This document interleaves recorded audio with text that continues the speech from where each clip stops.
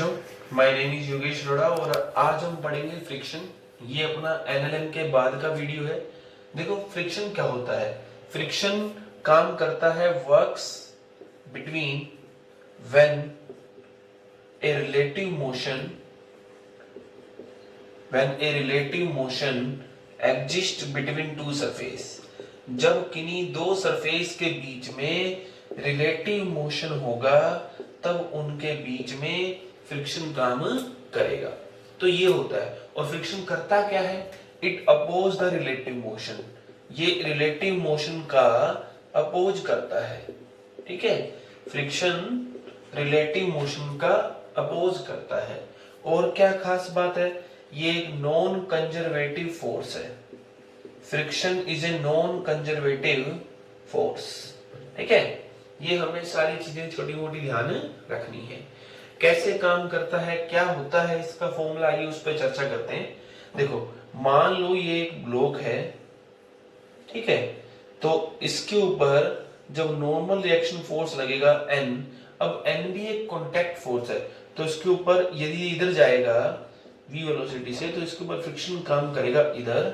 तो ये फ्रिक्शन जो होता है वो N मतलब क्या होता है बेटा? Normal force, reaction force.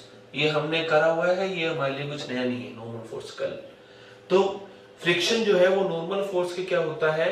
Proportional होता है। और जब प्रोपोर्शनल होगा तो प्रोपोर्शनल हटाने पर एक कांस्टेंट आएगा, क्या? म्यू।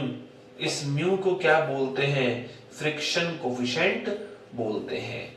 तो इस म्यू को अपन बोलते हैं फ्रिक्शन कोफिशिएंट। तो म्यू जो है, सॉरी फ्रिक्शन जो है वो किस पे प्रोपोर्शनल होगा? नॉर्मल फोर्स के प्रोपोर्शनल होगा। एंड प्रोपोर्शनल हटाते ही कांस्टेंट आएगा, क्या? म्यू। ये म्यू कितने टाइप का होता है? अच्छा, पहले म्यू की यूनिट क्या है? ये एयरफोर्स एग्जाम में पूछा जा चुका है। ठीक है, कब पूछा गया? सितंबर वाले में, जो इसी बार 2019 के अंदर हुआ था, उसमें पूछा गया। क्या यूनिट है? देखो देखो फ्रिक्शन की यूनिट न्यूटन, इसकी भी न्यूटन। भैया फ्रिक्शन निकालो, एफ म्यू बराबर एफ बाय एन। तो ये भी न्यूटन में, ये भी न्यूटन में, तो इसलिए इसकी क्या यूनिट होगी? तो आंसर है ये यूनिट लेस होगा। ये आपको ध्यान रखना है। तो फ्रिक्शन का क्या हो गया? म्यू बराबर F by N, unitless quantity होगी। ठीक है, चलिए अब आइए आगे चर्चा करते हैं फ्रिक्शन के ऊपर ही। देखिए क्या है चर्चा, और तो सुने। फ्रिक्शन के अंदर देखो कि फ्रिक्शन है कितने टाइप का। फ्रिक्शन दो टाइप का हो गया। कौन कौन सा? स्टैटिक फ्रिक्शन, स्टैटिक फ्रिक्शन, और साथ साथ कौन सा हो गया? काइनेटिक फ्रिक्शन हो गया। अभी मैं एक बात करूंगा लिमिटिंग फ्रिक्शन की, उसकी भी चर्चा करेंगे। स्टैटिक फ्रिक्शन कब? जब ऑब्जेक्ट रेस्ट में होगा, when object is in rest. Static friction कब काम करेगा? जब ऑब्जेक्ट रेस्ट में होगा। काइनेटिक फ्रिक्शन कब काम करेगा? When objects are moving. ठीक है, व्हेन ऑब्जेक्ट्स आर मूविंग, ये मतलब होगा। अब कोई सोचेगा सर अभी तो आपने कहा था कि फ्रिक्शन तब काम करेगा जब बॉडी चल रही होगी मोशन के अपोजिट, और यहाँ आप कह रहे हो रेस्ट में। रेस्ट में क्या मतलब है बच्चों? कि मान लो जैसे ये बॉडी है, ये 50 किलो की है, रफ सरफेस पर रखी हुई है। अब आप धक्का मारना चाह रहे हो तो आपको धक्के में थोड़ा जोर लग रहा है। पहले पॉलिश वाले पर रखी हुई थी, फिर मैंने इसको खुरदरे सरफेस पर दिया, दोनों बार जोर अलग अलग है ना, रुका हुआ है। तो जोर किसके कारण ज्यादा लग रहा है? आंसर है फ्रिक्शन के कारण। पहले ये पॉलिश वाले पे था तो फ्रिक्शन कम था, थोड़ा कम जोर लगा। यहाँ जो है रफ सरफेस पे हुआ तो आपको थोड़ा ज्यादा जोर लगाना पड़ा। तो जोर किसके कारण लगाना पड़ रहा है? फ्रिक्शन के कारण। तो ऐसे में जो फ्रिक्शन काम कर रहा है, ये कौन सा फ्रिक्शन काम कर रहा है? स्टैटिक फ्रिक्शन काम कर रहा है। ठीक है, चलिए अब आइए इसके ऊपर आगे और चर्चा करते हैं। तो देखो फ्रिक्शन दो तरह का है, तो फ्रिक्शन कोफिशिएंट भी दो तरह का है। कौन कौन सा फ्रिक्शन कोफिशिएंट है? एक है static friction coefficient mu S, ये हो गया स्टैटिक, यही ले लेता हूं मैं, तो ये हो गया mu S static friction coefficient, और ये क्या हो गया? म्यू के।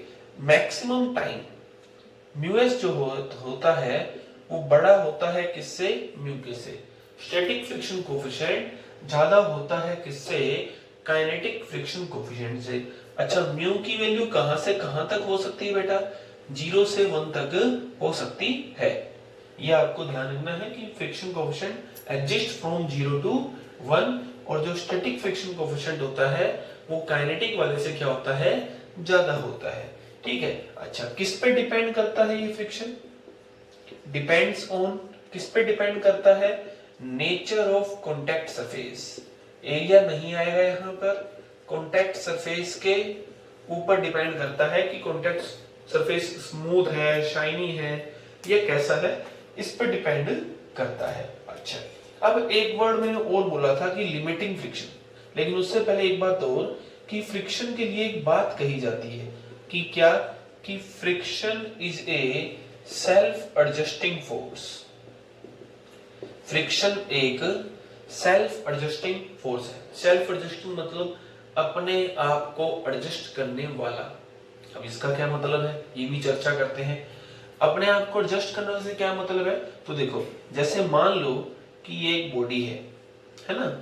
अच्छा चलो कि मान लो इसके ऊपर अभी ये मान लेते हैं कि इसका जो m है वो है 5 किलो और इसके अंदर जो म्यू है वो काम कर रहा है 0.4। ठीक, अच्छा तो बेटा इधर देखो कि नीचे की तरफ mg क्या होगा, ये म्यू एस है। अच्छा जब तक ना बोले तब तक म्यू एस और म्यू के क्या मानने, बराबर मानने। जब तक कुछ ना बोला जाए तब तक म्यू एस और म्यू के बराबर मानने। अच्छा तो म्यू एस कितना है बेटा, 0.4 है। तो बेटा m है तो नीचे क्या काम करेगा, mg। हमने एफपीडी वाला एनएलएम का 3 पार्ट में ये सब पढ़ा है। तो m कितना हो गया बेटा, 5 इंटू 0.4, ये कितना हो गया बेटा 2। ठीक है, 5 किलो, सॉरी गलत कर दिया, 5 जी कितना 10, ये कितना हो गया 50 न्यूटन। अच्छा ऊपर तरफ क्या काम कर रहा है बेटा, n, ना ये ऊपर गया ना ये नीचे गया, तो n कितना हो गया बेटा 50। n कितना हो गया अपने पास 50 हो गया। और जब n 50 हो गया तो ऐसे में बेटा फ्रिक्शन कितना हो गया, सोचो फ्रिक्शन कितना हो गया अपने पास। तो फ्रिक्शन का फॉर्मूला था म्यू इंटू एम। अब म्यू कितना है बेटा, तो म्यू है 0.4 और एम कितना है बेटा 50। तो 50 इंटू 4 200, तो ये कितना आ गया 20। पॉइंट था ना यहाँ पर 200 और एक पॉइंट के बाद, तो ये आ गया 20 न्यूटन। इसका मतलब फ्रिक्शन कितना काम कर रहा है 20 न्यूटन। अब आपने क्या करा, मतलब फ्रिक्शन इसके ऊपर 20 न्यूटन काम कर रहा है, चलो ठीक है भाई। अब आपने क्या करा, इसके ऊपर 10 न्यूटन का फोर्स लगाया, क्या ये खिसकेगा, नहीं खिसकेगा। क्यों, कि इसका वेट 20 न्यूटन है, यही कह लो इसके ऊपर फ्रिक्शन 20 न्यूटन काम कर रहा है इसलिए खिसकेगा नहीं। तो 10 लगाया। अच्छा फिर आपने 12 15 18 19 20, जैसे ही 20 लगाओगे ये चलना स्टार्ट कर देगा। तो 10 यदि आपने लगा दिया, फिर से समझो भैया 20 तो काम कर रहा है इसके ऊपर फ्रिक्शन, आपने लगाया 10, तो क्या ये चल पड़ेगा, क्या नहीं चलेगा क्योंकि फ्रिक्शन 20 है। अच्छा लेकिन अब एक बात सुनो ध्यान से, यदि फ्रिक्शन 20 होता, यदि फ्रिक्शन 20 होता तो फिजिक्स के नियम के अकॉर्डिंग जिधर फोर्स ज्यादा होगा बॉडी उधर जाएगी, तो फिर तो इधर भाग जाएगा, नहीं ऐसे तो होगा नहीं। तो इसलिए लाइन लिखेगी friction is a self adjusting force. Self adjusting मतलब कि जब आपने 10 लगाया तो ये भी कितना हो गया 10 बन गया, आपने 15 लगाया तो ये भी कितना हो गया 15, एडजस्ट कर रहा है आपकी इस वैल्यू के हिसाब से खुद को एडजस्ट कर रहा है। फिर आपने 22 लगाया तो ये कितना हो गया 20, इससे आगे ये नहीं बढ़ सकता। तो ये जो मैक्सिमम फ्रिक्शन है, कौन सा फ्रिक्शन, स्टैटिक फ्रिक्शन, ये जो मैक्सिमम स्टैटिक फ्रिक्शन है, इस मैक्सिमम वैल्यू को ही हम क्या कहते हैं, लिमिटिंग फ्रिक्शन कहते हैं। सेल्फ एडजस्टिंग का कॉन्सेप्ट एक बार फिर समझते हैं। मैंने 10 लगाया, यहाँ फ्रिक्शन 10 लग रहा है इसलिए बॉडी चल नहीं रही है। मैंने 15 लगाया, यहाँ 15 लगने लगा। मैंने 20 लगाया, यहाँ 20 लगने लगा, अब चलने लगेगी, नेट फोर्स 0 हो गया। मैंने 20.001 लगा दिया, ये चलना स्टार्ट कर दिया। तो इसलिए कहा जाता है कि friction is a self adjusting force, आपके द्वारा लगाए जाने वाले फोर्स को वो खुद के हिसाब से एडजस्ट कर लेता है, ये फ्रिक्शन के लिए कहा जाता है। तो इसमें हमें एक लाइन और क्या लिखनी है, लिमिटिंग फ्रिक्शन। अब लिमिटिंग फ्रिक्शन क्या है बेटा सुनो, लिमिटिंग फ्रिक्शन है आपके पास maximum value of static friction. किसी भी ऑब्जेक्ट के ऊपर लगने वाला जो मैक्सिमम स्टैटिक फ्रिक्शन होता है, उस वैल्यू को हम क्या कहते हैं, स्टैटिक फ्रिक्शन कहते हैं। तो ये है अपने पास फ्रिक्शन का कुछ बेसिक आइडिया। ठीक है, नेक्स्ट क्या आता है बेटा, देखो नेक्स्ट आता है आपके पास फ्रिक्शन से जुड़ी हुई हम कुछ और बातें करते हैं। देखो क्या, तो पहला टॉपिक आता है हमारे पास एंगल ऑफ फ्रिक्शन। तो एंगल ऑफ फ्रिक्शन क्या है बच्चों, आइए इधर चर्चा करते हैं। देखो तो एंगल ऑफ फ्रिक्शन है, देखो कि ये था किसी बॉडी के ऊपर नेट फोर्स किस तरफ, ऊपर की ओर, है ना, मतलब नॉर्मल रिएक्शन फोर्स ऊपर की ओर था, और फ्रिक्शन किधर था, इधर था, मान ले तो इधर जा रहा है। अच्छा, तो इन दोनों के बीच में जो रिजल्टेंट आएगा वो कहां आएगा, वो यहां आएगा। ये क्या आया, रिजल्टेंट, ये इधर मैं आर लिख देता हूं, और यहां लिख देता हूं आर क्या है, resultant of N and F. तो ये आ गया आपके पास क्या, रिजल्टेंट आ गया। तो ये रिजल्टेंट, ये जो रिजल्ट है, ये जो नॉर्मल से एंगल बनाएगा थीटा, उसी एंगल को हम क्या कहते हैं, एंगल ऑफ फ्रिक्शन कहते हैं। तो एंगल ऑफ फ्रिक्शन क्या होगा, angle of friction is defined as the angle between the R and N, where R is the resultant and N is the normal reaction force. अच्छा, तो देखो बेटा, यदि ये फ्रिक्शन है, यदि ये फ्रिक्शन है तो ये भी फ्रिक्शन होगा, है ना, पैरेललोग्राम रूल से, ये फ्रिक्शन तो ये भी फ्रिक्शन। अच्छा, तो इस ट्रायंगल के अंदर, इस ट्रायंगल में, ये ए बी सी ट्रायंगल में टेन थीटा क्या होगा बेटा, टेन थीटा होगा, थीटा के सामने है फ्रिक्शन एफ अपॉन बेस क्या होगा, एन। तो टेन थीटा क्या हो गया, एफ बाय एन, और एफ बाय एन कितना हो गया, म्यू। तो टेन थीटा क्या हो गया, F by N equal to क्या हो गया, mu. This is known as angle of friction. ठीक है, अच्छा, नेक्स्ट क्या आता है एंगल ऑफ फ्रिक्शन के अंदर हमारे पास, नेक्स्ट आता है आपके पास एंगल ऑफ रिपोज या एंगल ऑफ स्लाइडिंग। ठीक है, एंगल ऑफ स्लाइडिंग क्या होता है बेटा, एंगल ऑफ स्लाइडिंग देखो इसी के अंदर चर्चा करते हैं। सुने, देखो एंगल ऑफ स्लाइडिंग क्या है, आइए देखो, मान लो कि ये आपके पास एक बॉडी है इस तरह से, है ना, ये थीटा, ठीक। अच्छा, फिर से थोड़ा इसको ढंग से बनाते हैं और बड़ा बनाते हैं इसको। तो मान लो ये आपके पास एक बॉडी है एम मास की, ठीक, थीटा डिग्री एंगल पर है। अच्छा, अब अल्फा लिख देता हूं ना, अल्फा डिग्री एंगल पे। अब मैं क्या करूं, इस एंगल को बढ़ाते जा रहा हूं। अब ये रुका हुआ है, कौन रोक के बैठा है इसको, फ्रिक्शन रोक के बैठा है। तो मैं बढ़ाते जा रहा हूं, ऊपर करते जा रहा हूं, इसको करते जा रहा हूं, करते जा रहा हूं, करते जा रहा हूं, और ये ब्लॉक नीचे आना स्टार्ट करने लगेगा।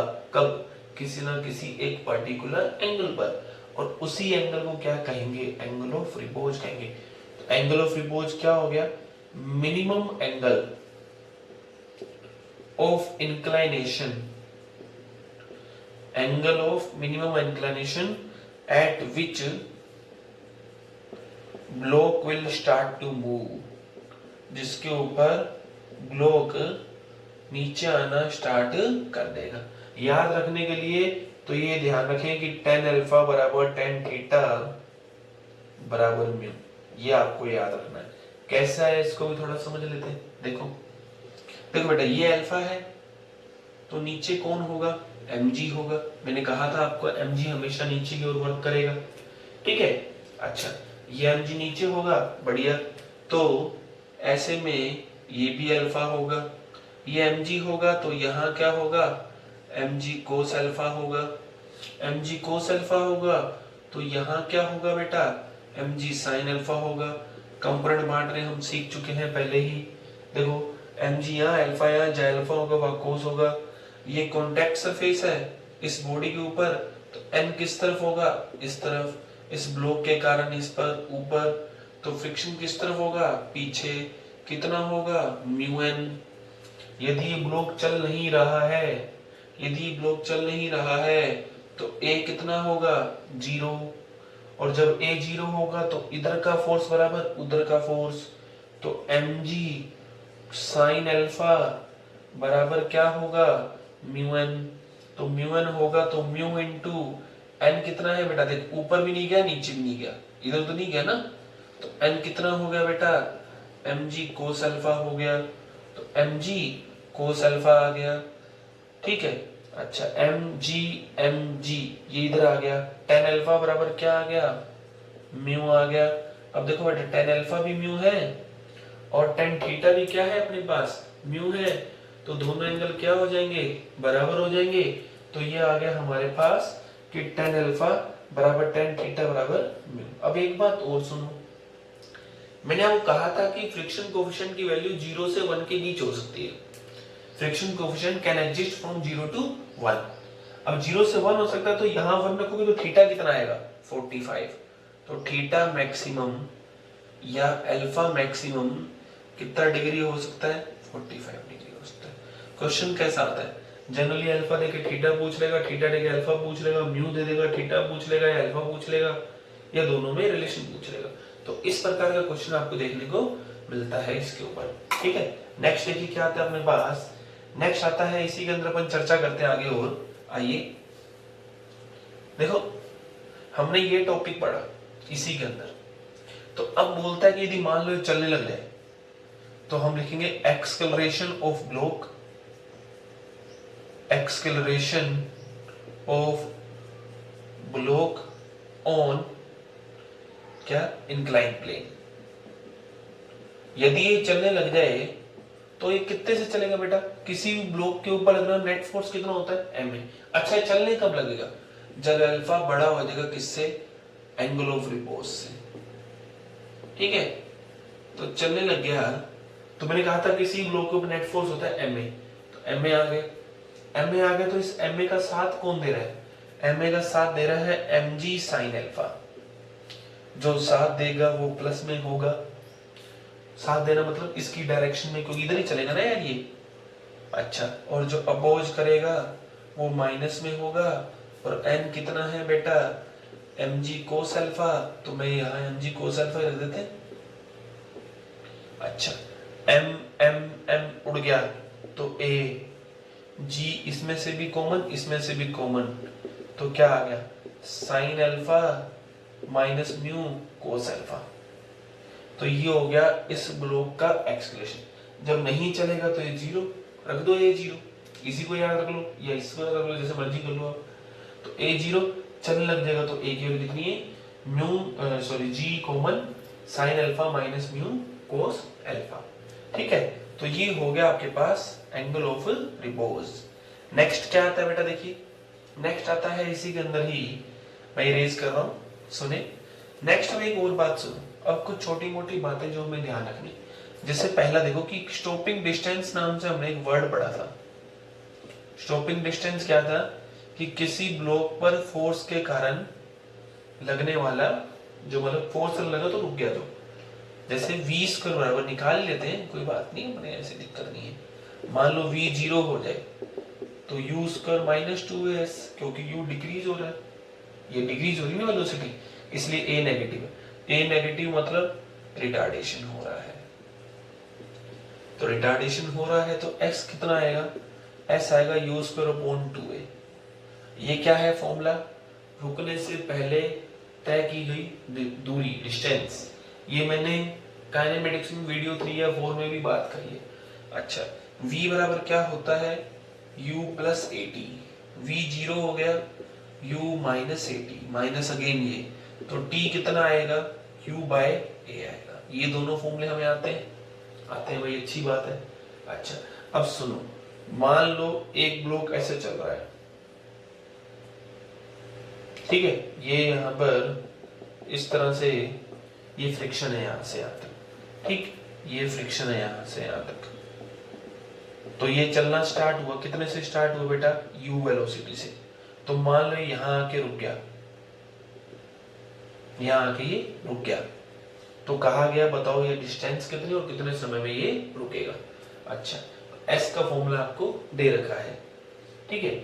अब एक बात सुनो, ऐसे केस में फ्रिक्शन कितना है, ऐसे केस में फ्रिक्शन कितना है, तो फ्रिक्शन आपके पास म्यू एम जी। कैसे आया, देखो ये m है, नीचे कौन खींचेगा इसको, धरती माता, mg से।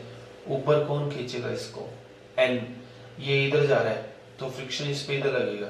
F बराबर कितना, म्यू एन, ऊपर नीचे कहीं नहीं गया तो n बराबर किसके, mg के, n की वैल्यू यहाँ रखी mg। एक बार फिर से समझते हैं, फिर से देखो मैंने क्या बोला कि ये ब्लॉक है, mg नीचे खींच रहा है, n ऊपर धक्का लग रहा है तो कहीं नहीं ऊपर नीचे नहीं गया तो ऊपर के फोर्स बराबर नीचे की फोर्स, तो n बराबर mg, फ्रिक्शन कितना, म्यू एन, n की वैल्यू mg, तो ये आ गया। तो एक्सेलरेशन कितना हो गया बेटा, एक्सेलरेशन कितना होगा, एक्सेलरेशन होता है फोर्स अपॉन मास, तो म्यू mg अपॉन m कर देंगे अपने, तो कितना आ जाएगा, म्यू इंटू जी आ गया, एक्सेलरेशन आ गया म्यू इंटू जी। एक बात ध्यान दो, acceleration does not depend on the mass, same इससे पहले भी था, angle of sliding, angle of friction also does not depend on the mass of object। तो एक्सेलरेशन ये आ गया, तो ऐसे में s कितना आ गया, s आ गया u स्क्वायर अपॉन 2, a की वैल्यू कितनी होगी बेटा, म्यू जी, तो इतनी दूरी में ये रुक जाएगा, ठीक है, इतनी दूरी में ये रुक जाएगा। अच्छा बढ़िया भाई, तो t कितना आ गया बेटा, कितने समय में रुक जाएगा, सो u अपॉन म्यू इंटू जी समय में ये रुक जाएगा। फिर से सुनो, एक ब्लॉक है, यूं जा रहा है, घूमते हुए नहीं जा रहा, चलते हुए जा रहा है सिर्फ, ठीक है, यूं जा रहा है u वेलोसिटी से, तो बोला गया रुक गया, तो u इसकी इनिशियल वेलोसिटी ये आ है। अब कई बार क्या होता है, संवेग देता है, मतलब मोमेंटम देता है, कोई बात नहीं, मोमेंटम का फॉर्मूला क्या होता है, p बराबर mu, इनिशियल मोमेंटम।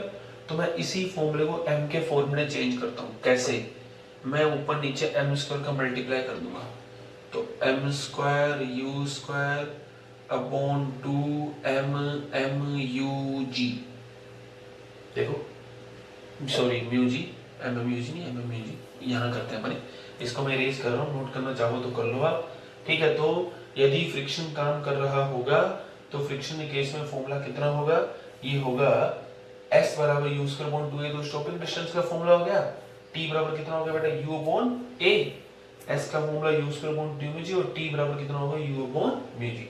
अब मैं क्या कह रहा हूं कि यदि आपको मोमेंटम दिया हो, यदि इनिशियल मोमेंटम p हो, तब क्या करना है, तो s का फॉर्मूला आपने ये तो निकाल ही लिए, एक काम करो m स्क्वायर को नीचे मल्टीप्लाई कर दो, तो कितना आएगा, m square u square upon 2m square mu into g, और इसमें भी एक m को मैं उधार ले लेता हूं, तो ऐसा लिख दिया मैंने, m स्क्वायर u स्क्वायर क्या हो गया, p स्क्वायर अपॉन 2m। अच्छा म्यू एम जी क्या था, फ्रिक्शन फोर्स, तो ये f आ गया, तो ये भी आ सकता है यदि इनिशियल मोमेंटम दिया जाए तब, तो s हो गई ये। एक अरिहंत के अंदर क्वेश्चन है कि एक ब्लॉक है, चलने लगा, इतनी डिस्टेंस कवर करके रुक गया, यदि इनिशियल मोमेंटम p हो तो उसके ऊपर फ्रिक्शन फोर्स कितना काम करेगा, तो s बराबर e स्क्वायर अपॉन 2mf। मैं आपको यही सिर्फ कहूं, कोई फॉर्मूला आपकी जरूरत नहीं, ये आता है ना, इससे बना लिया मैंने। अब बोले नहीं जी काइनेटिक एनर्जी दे रखी है, कोई दिक्कत नहीं, अब s का फॉर्मूला फिर से क्या है, u square upon 2 mu G, kinetic energy formula होता है हाफ m u स्क्वायर, तो u तो है ही, m का ऊपर नीचे मल्टीप्लाई कर दो,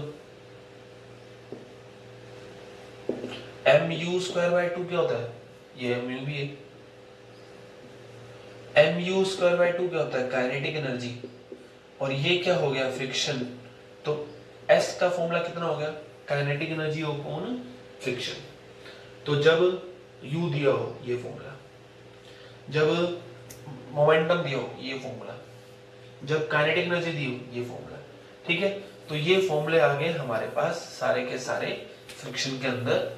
चलिए नेक्स्ट क्या आता है फ्रिक्शन के अंदर, ये देखिए नेक्स्ट आता है फ्रिक्शन के ऊपर ही चर्चा करते हैं अपने, क्या कि क्वेश्चन आता है छोटा सा, कि इसमें क्या है कि एक चैन ऐसी है ना, आपको सिर्फ फॉर्मूला याद रखना है, ठीक है, एक चैन है, तो आपको बोला गया कि इस चैन का कुछ भाग नीचे लटक रहा है, इस तरह से टेबल है, ये टेबल है अपनी, और टेबल से इस तरह से थोड़ा सा इसे दूर कर देते हैं, तो इस तरह से इसका कुछ हिस्सा इसका नीचे लटक रहा है। कह रहा है कि बताओ यदि फुल चैन की लेंथ NL हो, तो भैया इसकी फुल लेंथ कितनी बेटा, L है, और ये लेंथ कितनी है L/n, मतलब nवां हिस्सा, nth फ्रैक्शन। तो कह रहा है n की वैल्यू क्या होगी, ये आपको बताना है। देखो आपको फाइनल फॉर्मूला याद करना है, मैं डेरिवेशन करता हूँ छोटा सा, देखो कैसे।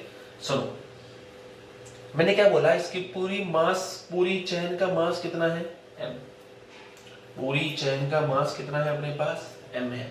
अच्छा, तो L लेंथ का मास m, एक का मास n/l, तो ये L/n है ना, तो L/n का मास कितना हो गया m/l इंटू L/n, मतलब m/n मास इसका नीचे लटक रहा है यहाँ पर।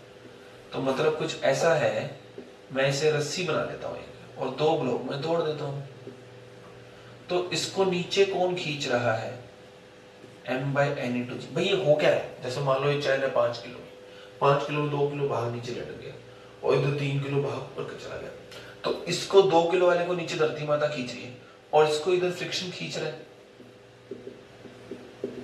है ना।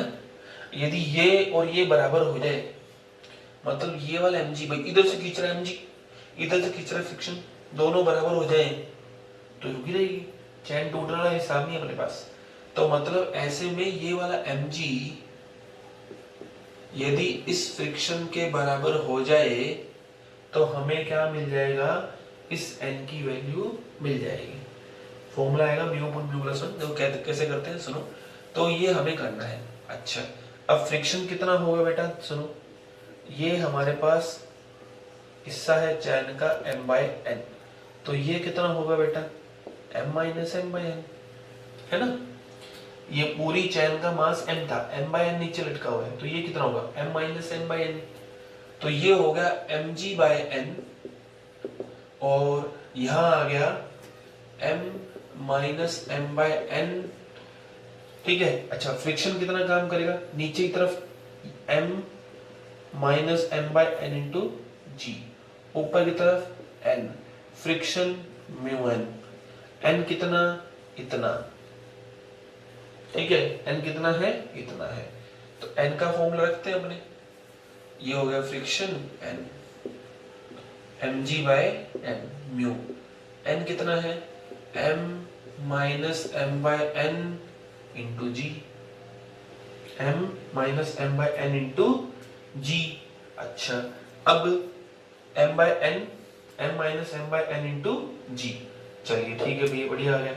अब नेक्स्ट देखो क्या आता है इसके पास, तो m m m ये सब कैंसिल हो गया, g से g कैंसिल हो गया, तो 1/n equal to mu minus म्यू/n, ये इधर आ जाएगा, तो 1/n कॉमन आ गया, कितना बच गया 1 प्लस म्यू, ये इधर आ गया ना यार, इसमें से 1/n, इसमें से 1/n बराबर म्यू, तो n बराबर कितना आएगा बेटा, n बराबर आएगा, ये इधर चला गया 1 plus mu upon mu, final formula आ गया ये।